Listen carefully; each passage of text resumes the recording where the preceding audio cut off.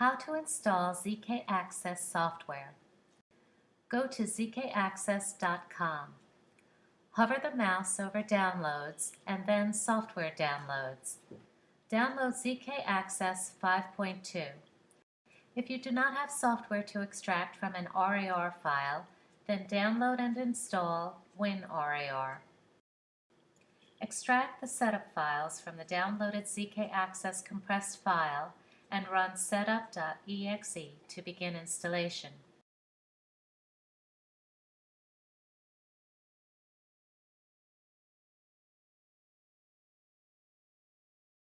Enter an open port and add a firewall exception for this port.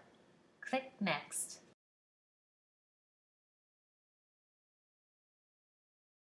Click Browse and choose or create a folder to store backup databases. Click Install.